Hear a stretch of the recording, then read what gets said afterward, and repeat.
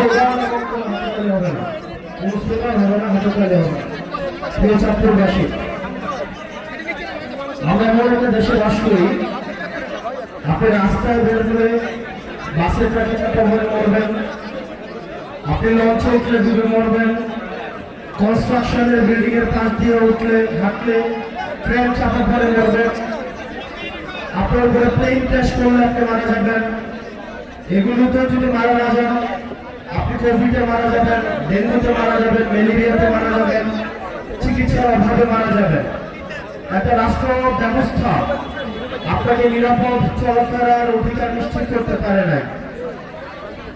বাচ্চারা ক্লাস করছে, স্কুলে গিয়েছে, সেখানে হচ্ছে আমাদের দেশের বিমান বাহিনীর বিমান সেখানে প্র্যাকটিস করছে। প্র্যাকটিস মানুষের জীবন, বাংলাদেশের এস্টাবলিশমেন্টের কাছে হচ্ছে প্র্যাকটিসের বিষয়। এই যে অবহেলা, এর ড্রাইভার অবশ্যই এই বাহিনীকে অবশ্যই নিতে হবে। আমরা দেখলাম মাইলস্টোনের বিমান ক্র্যাশ হয়েছে, তারপরে সেখানে শিক্ষকদেরকে এবং শিক্ষার্থীদেরকে সেখানে ব্যাপক ভাবে পিটানো হয়েছে। আমরা দেখলাম প্রশাসন যথাযথ, আমাদের একজন স্বাস্থ্যমন্ত্রী আছে বাংলাদেশে, চিনেন ওনাকে? উনি ডক্টর মোহাম্মদ ইউনূসের ভাই ব্রাদার করে আসছে। ডক্টর মোহাম্মদ ইউনূসের সর্বপ্রীতির সবচেয়ে বড় এক্সাম্পল হচ্ছে স্বাস্থ্য উপদেষ্টা। সবসময় বলে আসছি, এই স্বাস্থ্য উপদেষ্টা এটার কোনো প্রয়োজন নাই। আপনারা দেখছেন আমার কোন ধরনের অ্যাক্টিভিটি?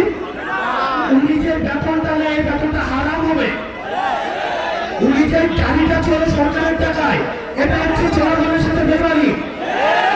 এই স্বাস্থ্য উপদেষ্টা এটা কোনো কাজের না, উনি কিচ্ছু বুঝে না। উনি স্বাস্থ্য ব্যবস্থা বুঝে না, উনি চিকিৎসা বুঝে না, উনি ইনস্ট্রুমেন্টাল না, কোনো নলেজ নাই। উনি একমাত্র যোগ্যতা, উনি গ্রামীণ ব্যাংকে ছিল এবং ডক্টর মোহাম্মদ ইউনূসের হচ্ছে খুব কাছের মানুষ, এইটাই ওনার যোগ্যতা। এই স্বাস্থ্য উপদেষ্টা নিয়ে আমরা কি করিব? এবং দুঃখজনক বিষয়, উনি নিজে চিকিৎসা করাইতে সিঙ্গাপুর যায়। উনি চিকিৎসা করাইতে নিজে সিঙ্গাপুর যায়। এখন আমরা বললে তো হচ্ছে বিরাট বেকার হয়, আমরা বললে রাগ হয়, রাগ। ওনাকে নিয়ে একটা কথা বলছিলাম, এরপর উনি আর আমাদের সাথে কোনো যোগাযোগ করে না।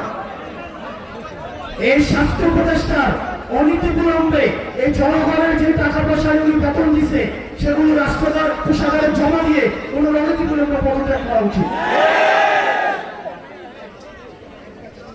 প্রিয় চাঁদপুরবাসী, আমরা এই ভূত্থানের পরে রাষ্ট্রটাকে ঢেলে সাজাইতে চাইছিলাম, কিন্তু দুঃখজনক বিষয়, আমাদের স্বাস্থ্য ব্যবস্থা আগের মতো, আমাদের আইন শৃঙ্খলা ব্যবস্থা আগের মতো।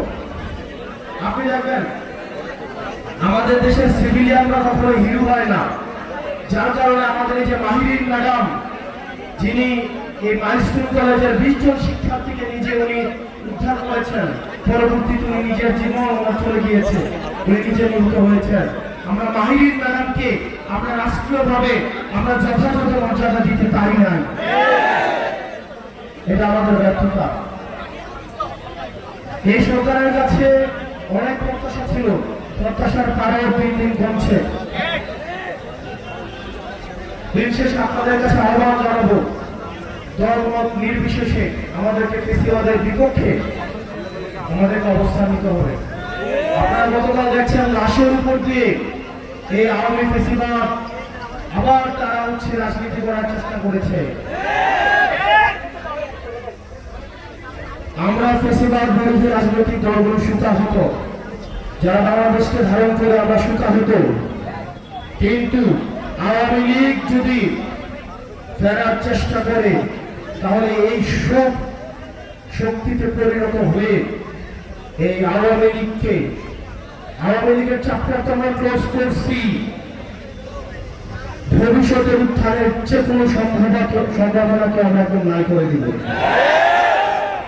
প্রিয় চাঁদপুরবাসী, আপনারা সজাগ থাকতে হবে।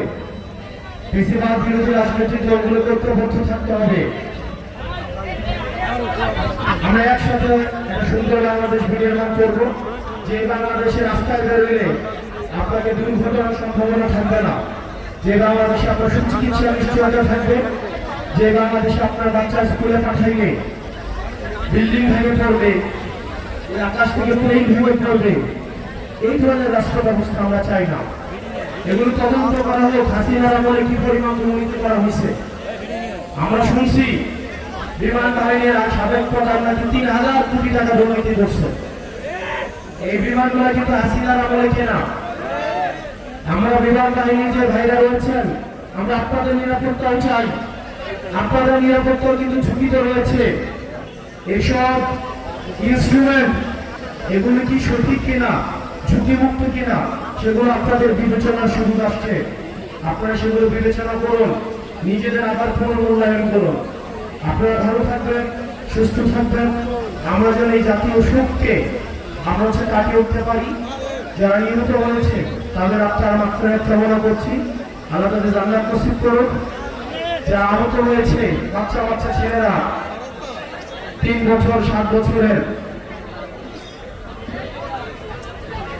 আল্লাহ তাদের সুস্থতা দান করুন, আল্লাহ তাদের সুস্থতা ন্যায় করুন। আল্লাহ আমাদের রাষ্ট্রীয় সংকটগুলোকে আল্লাহ আমাদের উত্তরণ করার তৌফিক দান করুন। আপনারা সবাই ভালো থাকবেন, সুস্থ থাকবেন, আমাদের সবার জন্য দোয়া করবেন। আমরা একসাথে একটা সুন্দর একটা বাংলাদেশ বিনির্মাণ করবো। আসসালামু আলাইকুম ওয়া রাহমাতুল্লাহি ওয়া বারাকাতুহু।